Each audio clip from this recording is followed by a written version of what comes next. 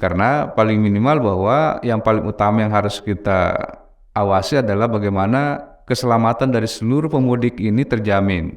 Jangan sampai mereka mau ketemu dengan keluarganya, ya justru mereka tidak akan ketemu selama-lamanya. Ya, jadi kita berharap bahwa pemudik juga sadar bahwa mereka harus mengutamakan keselamatannya. Sudut Dengar Parlemen.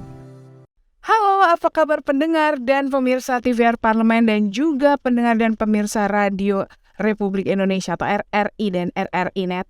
Jumpa lagi sama Nadia Kanaya tentunya di Sudut Dengar Parlemen. Kita mau ngebahas sesuatu yang sepertinya sudah siap-siap nih, kopernya udah di packing-packing, udah siap-siap juga mengecek kendaraan-kendaraan yang akan dijadikan salah satu alat transportasi untuk pulang kampung, ketemu saudara-saudara, ya kan? Nah, kemarin kita udah ngebahas sebenarnya soal mudik 2023. Ini kita akan mempertajam lagi karena Komisi 5 DPR RI baru saja melakukan rapat kerja dengan Menteri Perhubungan, Menteri PUPR, kemudian ada Basarnas, BMKG, dan masih ada stakeholder lainnya yang ikut mendukung lancarnya mudik 2023.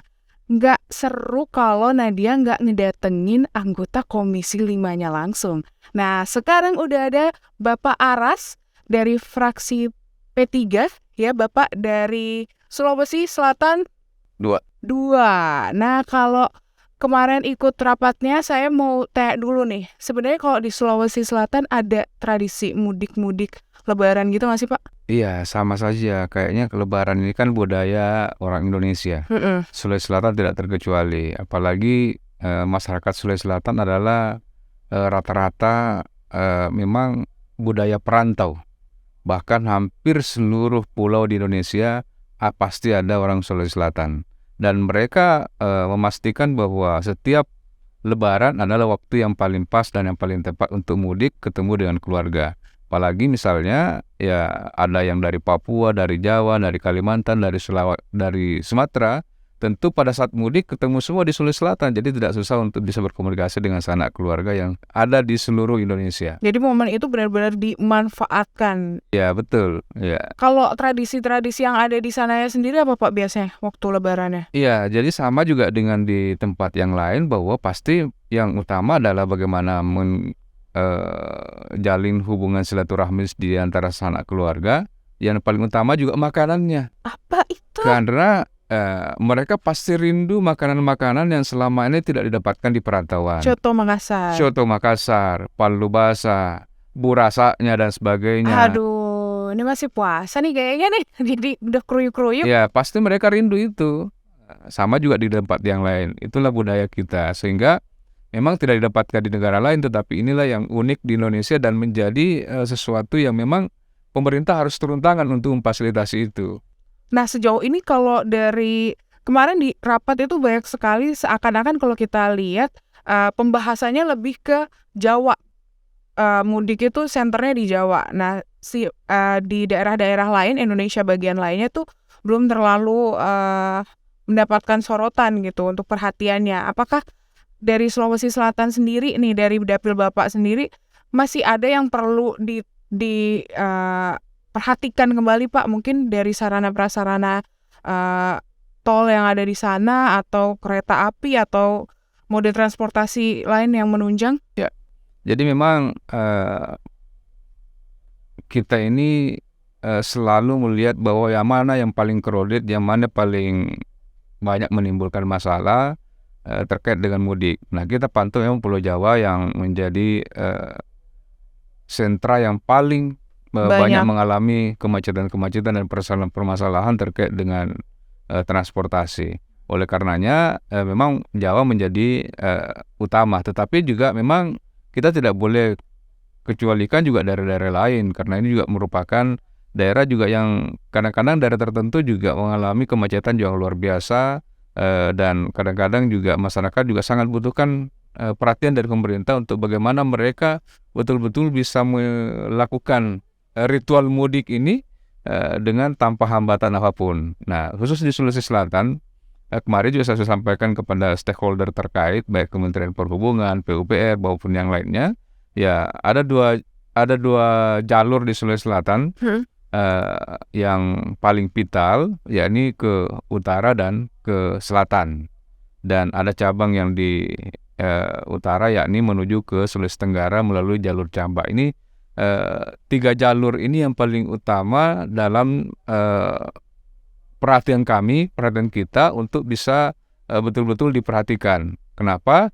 Karena inilah daerah-daerah terpadat di sana yang paling tidak Potensi. menjelang Lebaran itu biasanya juga mengalami kemacetan. Jangankan mau Lebaran, menjelang awal puasa kemarin saja sudah terjadi kemacetan di salah satu jalur, yakni jalur Camba yang menuju ke Boda dan Sulawesi Tenggara, itu kurang lebih 15 jam karena ada kendaraan mogok di sana. Oleh karenanya tentu kami menginginkan bahwa baik pemerintah daerah, Kementerian Perhubungan maupun Kementerian PUPR betul-betul sigap untuk mengantisipasi ini. Terutama misalnya dari PUPR menyelesaikan pekerjaan-pekerjaan yang memungkinkan di tempat itu terjadi kemacetan yang luar biasa. Misalnya memperlebar jalan, sementara kadang-kadangnya sudah kita turunkan. Kemudian dari Kementerian Perhubungan kita berharap bahwa personil mereka juga standby di sana, sehingga setiap ada potensi kemacetan sangat cepat untuk diantisipasi. Kemudian juga dari misalnya BMKG kita harapkan bahwa perakiraan cuaca atau informasi cuaca yang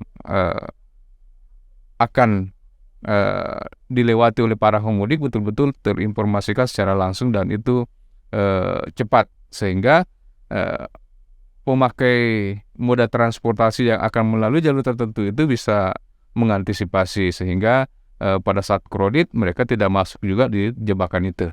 Nah, kalau sejauh ini Pak, kita kan tahu kalau di Jawa sendiri udah cukup lengkap nih moda transportasi yang bisa dipilih oleh masyarakat. Nah, kalau dari luar Jawa, khususnya di Sulawesi Selatan atau daerah-daerah lainnya, gimana Pak? Ya, jadi khusus untuk Sulawesi Selatan yang paling banyak digunakan oleh kawan-kawan kami yang perantau itu adalah dari kapal laut. Oh, lebih Baik ke kapal laut daripada dari pesawat Jakarta, dari Surabaya, dari Kalimantan ini juga banyak, dari Kalimantan Timur, Kalimantan Selatan, kemudian Kalimantan Utara, banyak menggunakan dari sana, bahkan dan juga dari daerah Papua.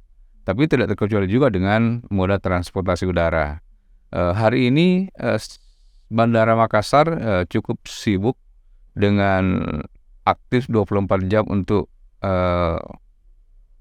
melayani masyarakat seluruh Indonesia. Bahkan di luar Pulau Jawa kan Makassar menjadi daerah terpadat penerbangannya. Oleh karenanya juga harus menjadi perhatian kita bahwa bukan hanya saja moda-moda transportasi yang ada ini mementingkan keuntungan, tetapi juga harus mementingkan pelayanan dan keselamatan seluruh penumpang.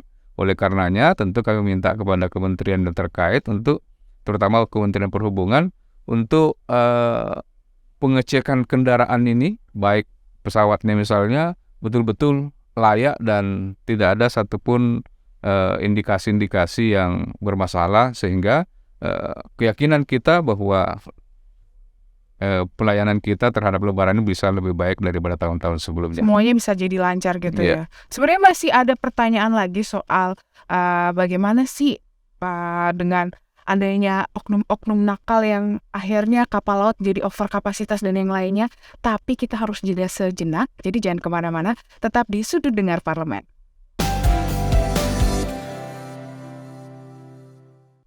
Kembali lagi di Sudut Dengar Parlemen dan masih bersama Nadia dan Pak Aras tentunya. Kita mau ngebahas lagi Pak, ini kita lanjutkan, tadi kita terakhir ngebahas kalau di Sulawesi Selatan sendiri adalah mode transportasi terpilihnya adalah kapal laut ya Pak. Nah, kalau kita lihat beberapa waktu lalu beberapa kejadian juga sempat terjadi yang tidak enak ya waktu Lebaran itu. Mulai dari antrian yang panjang untuk pembelian tiket kapal laut dan yang lain-lainnya. Salah satunya juga di sini adanya oknum-oknum nakal yang sebenarnya kapal itu sudah ada kapasitasnya tertentu, tapi karena lonjakan pemudik yang begitu banyak akhirnya dipaksakan. Nah, ini untuk hal ini seperti apa Pak? Apakah nanti ada sanksi-sanksi yang akan dikenakan kepada pihak-pihak yang nakal ini? Ya, jadi memang ini setiap tahun menjadi permasalahan utama terkait dengan kelebihan muatan. Oleh karenanya kami menghimbau kepada Kementerian Perhubungan dan mungkin seluruh stakeholder terkait untuk meningkatkan pengawasan terkait dengan hal ini. Karena paling minimal bahwa yang paling utama yang harus kita awasi adalah bagaimana keselamatan dari seluruh pemudik ini terjamin. Jangan sampai mereka mau ketemu dengan keluarganya, ya justru mereka tidak akan ketemu selama-lamanya. Ya, jadi kita berharap bahwa pemudik juga sadar bahwa mereka harus mengutamakan keselamatannya. Begitu juga pengusaha, ya harus tegas bahwa ya kemampuan muatnya hanya sampai seperti ini. Oleh karenanya kami meminta kemarin agar daerah-daerah yang berpotensi untuk ada kenaikan signifikan pemudik ini juga ditambah kapasitas armada yang ada sehingga betul-betul bisa terlayani. Yang kedua, kami sangat mendukung terkait dengan penambahan masa libur atau mempercepat libur bersama atau cuti bersama sehingga mereka akan mudik ini akan punya waktu yang panjang sehingga tidak bertumpuk pada satu titik, satu waktu dan satu armada, sehingga betul-betul bisa diurai semaksimal mungkin. Sehingga tentu kita berharap bahwa tidak ada kejadian-kejadian yang luar biasa yang tentu diakibatkan dengan kurangnya pelayanan-pelayanan dari pemerintah. Kalau terkait dengan koordinasi sendiri Pak antara BMKG dengan pihak pelabuhan, otoritas pelabuhan sendiri, apakah ini juga menjadi pembahasan dalam Komisi 5 kemarin Pak yang harusnya lebih masif dilakukan ketika akan melakukan mudik ini Pak? Ya, memang semestinya seperti itu. Tidak saja hanya memudik saja, sebenarnya itu pihak Kementerian Perhubungan dan seluruh stakeholdernya menjadi pengguna utama terkait dengan apa yang dilakukan oleh BMKG. Oleh karenanya tentu BMKG kita harapkan lebih sigap, lebih menghadirkan informasi yang lebih akurat, lebih update, sehingga betul-betul apa yang menjadi perakiraan yang disampaikan oleh BMKG menjadi perhatian dari Kementerian Perhubungan, terutama yang terkait dengan pelayaran, penerbangan maupun transportasi yang lainnya. Kalau kemarin kita lihat di Komisi 5 juga itu pembahasannya kan terkait dengan yang di Jawa sendiri itu ada tol yang dibuka dari mana sampai mana yang hampir semuanya sudah bisa dipergunakan di mudik 2023 ini. Tapi seakan-akan itu menjadi menarik masyarakat untuk seolah-olah nantinya akan lari ke tol sendiri, ke tol semua gitu Pak. Nah, bagaimana dengan akhirnya nantinya ketika akan ada penumpukan, skema-skema itu yang harusnya sudah dimiliki oleh pemerintah, baik di situ kan juga kemarin juga ada Polri ya Pak yang ikut dalam rapat juga. Nah, itu skema-skemanya seperti apa dan pembagiannya dengan jalur nasional sendiri seperti apa Pak? Jadi memang tentu Pulau Jawa ini memang butuh perhatian khusus karena hampir seluruh provinsi itu bisa dilewati dengan jalur darat. Sehingga tadi kami juga bahas di Komisi 5 bersama dengan pemerintah Provinsi Jawa Tengah, Jawa Barat, dan Jawa Timur bersama dengan Dirjen Perhubungan Darat dan Bina Marga. Ini untuk memastikan bahwa seluruh jaringan jalan yang ada di Pulau Jawa ini betul-betul siap untuk bisa dilewati para pemudik. Kemudian kita berharap juga dari seluruh aparatur, baik dari Kementerian Perhubungan maupun dari Korlantas, juga betul-betul sigap mengantisipasi hal-hal seperti itu. Oleh karenanya kami juga berharap kepada pemudik, pengguna jalan nantinya juga selalu aktif melihat informasi atau Google Map paling minimal untuk bisa melihat daerah-daerah mana yang crowded, yang mana yang tentu yang longgar. Sehingga yang merah-merah dihindarin ya, sehingga tidak terjebak di tempat tertentu, sehingga ya lebarannya bukan nanti sama keluarga tetapi lebarannya di jalan tol misalnya kan. Ya, jadi ketemu ya, saudara gitu. baru dong. Wah. Ya siapa tahu ketemu saudara baru atau teman baru kan bisa saja. Jodoh baru. Beda kan lagi cerita. caranya Allah mempertemukan kan bisa saja bermacam-macam. Ya, ada karena dirawat di rumah sakit ketemu dengan perawatnya, ya akhirnya ketemu dan membangun hubungan yang lebih lanjut kan Jadi begitu. silaturahminya lebih lebar lagi nanti. Nah, kalau ngomongin jalan tol harus ada pembagian dengan jalur nasional, tapi apakah jalur nasional ini sudah dilengkapi dengan sarana prasarana yang memadai? Karena kan kalau di jalan tol udah ada rest area, titik-titik tempat buat istirahat dan yang lainnya ya Pak, sudah dipersiapkan itu. Nah, apakah kalau di jalan nasional masyarakat juga akan menemukan ini gitu loh? Iya. Memang sih sampai hari ini menjadi perhatian utama kita ada jalan tol. Karena jalan tol ini kan berbayar sehingga betul-betul layanannya harus maksimal. Nah memang untuk jalan nasional yang lainnya tentu kelihatannya kita tidak terlalu khawatir. Karena di sepanjang jalan nasional itu banyak pedagang kaki lima. Dan mereka juga memanfaatkan waktu ini untuk paling tidak menambah penghasilan dan pendapatannya mereka melihat bahwa jalan pasti akan lebih padat. Nah yang harus kita hindari adalah bagaimana keamanan mereka, teman-teman yang menggunakan jalan nasional yang lain yang tentu pihak keamanan tidak terlalu tersedia di sana. Oleh karenanya kami juga menghimbau Korlantas supaya menyiapkan dari seluruh daerah. Makanya tadi kita minta kesiapan dari pemerintah daerah, Provinsi Jawa Timur, Jawa Barat, dan Jawa Tengah untuk mengantisipasi hal-hal ini. Posko-posko mudik Posko mudik Pak. hampir di setiap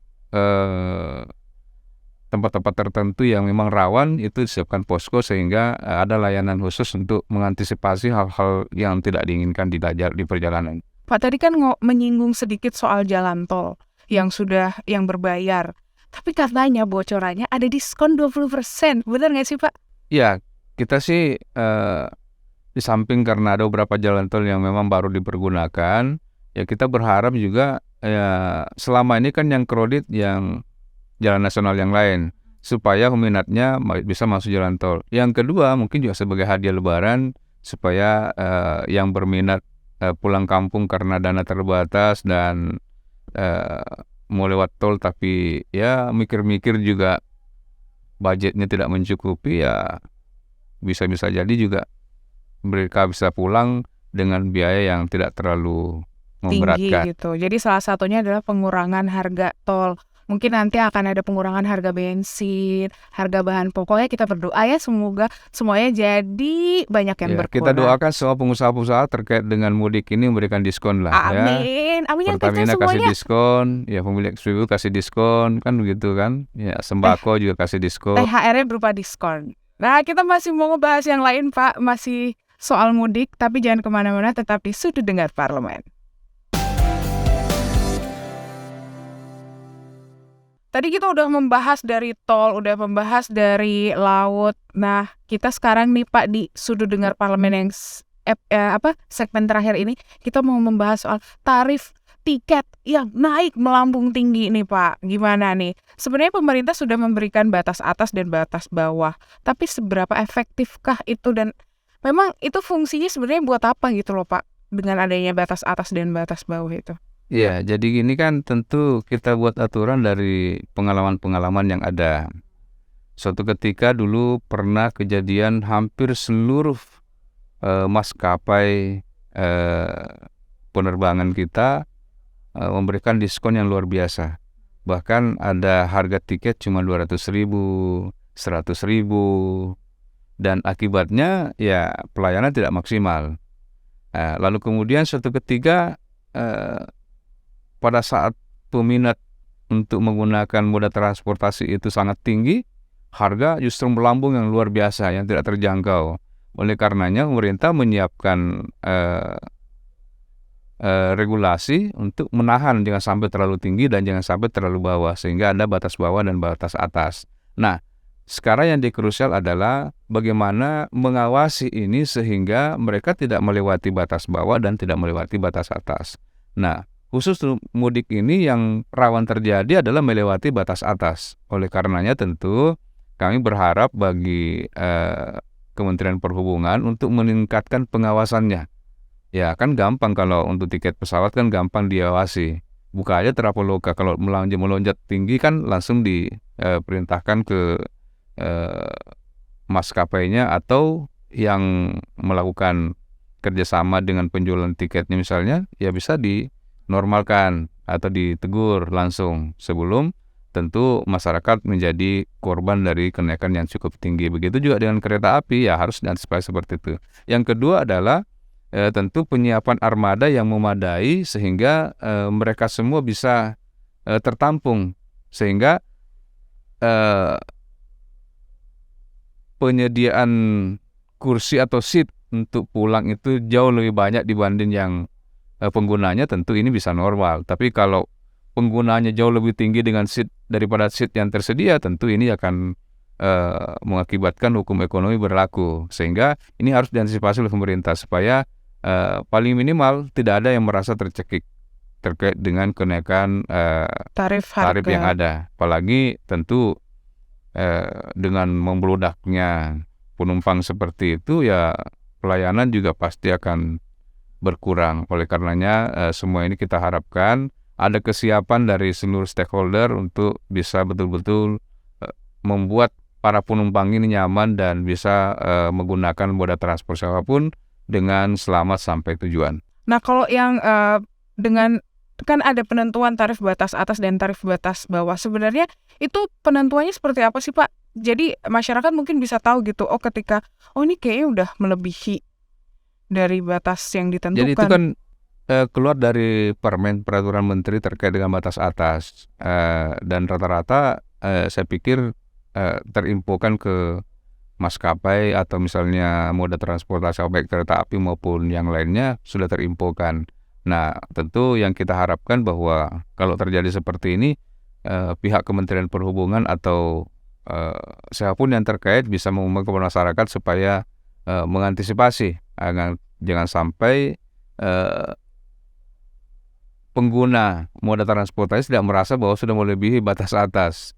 Sama juga kami kemarin minta di tahun kemarin itu terkait dengan tiket bisnis. Ya, yang bisa kita tahu adalah tiket bisnis itu 2 kali atau 3 kali lipat dari tiket ekonomi. Tapi yang terjadi biasa sampai 4 kali 5 kali lipat mahalnya dibanding dengan tiket ekonomi. Misalnya pada saat waktu menjelang G20 kemarin, tiket dari Jakarta ke Bali yang ekonomi itu hanya kurang lebih 1,8, berarti kan hitung-hitungannya kalau bisnis itu ya paling mahal 6 juta 6 juta, iya. Tapi ternyata bisa sampai 10 juta. Ya, mau tak mau kalau cuma bisnis yang ada dan sudah penting harus ke sana, ya terpaksa harus beli kan. Nah, hal ini tentu kita berharap bahwa di mudik ini tidak kejadian seperti itu. Nah, masyarakat pengawasannya lebih ketat. Masyarakat bisa nggak melakukan pengaduan ketika mereka menemui, ternyata ini tiketnya cukup mahal nih gitu? Ya cuma kan yang jadi persoalan adalah pada saat yang bersamaan ya memang tidak ada lagi seat, tidak ada pilihan. Jadi daripada pergi melapor belum tentu pulang kampung, beli dulu aja gitu. Ya mereka pasti pikir beli aja dulu. Tidak sebanding misalnya mau ketemu dengan keluarga dibanding dengan itu. Nah, oleh karenanya ya pemerintah dan stakeholder terkait, apalagi misalnya dari Kementerian Perhubungan harus lebih sigap untuk mengantisipasi itu. Karena kalau tunggu masyarakat melapor, ini pasti yang dipikirkan mereka ya bagaimana cepat-cepat pulang kampung, apapun akibat biayanya ya mereka pasti sudah siap memang. Tetapi yang pasti bahwa kita berikan pelayanan terbaik lah untuk seluruh kawan-kawan kita yang akan balik kampung. Pak, kalau terkait dengan kan ada program pemerintah yang namanya mudik motor gratis kerjasama dengan kereta api ya.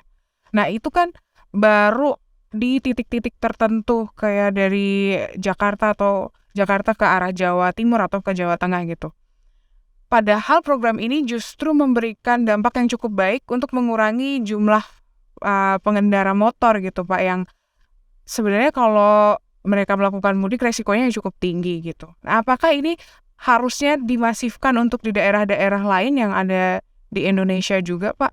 Ya, kita sih berharap memang skema-skema terbaik untuk mengurangi kecelakaan tetap harus disiapkan, terutama ya tadi pemudik yang memakai kendaraan roda 2. Ini kan sangat rawan. Dari tahun ke tahun kecelakaan yang terbanyak itu adalah dari kendaraan roda 2. Oleh karenanya juga secara bertahap mungkin kita lihat bahwa daerah yang paling banyak menggunakan roda 2 itulah yang kita fasilitasi lebih awal. Tapi kalau memungkinkan di tahun depan misalnya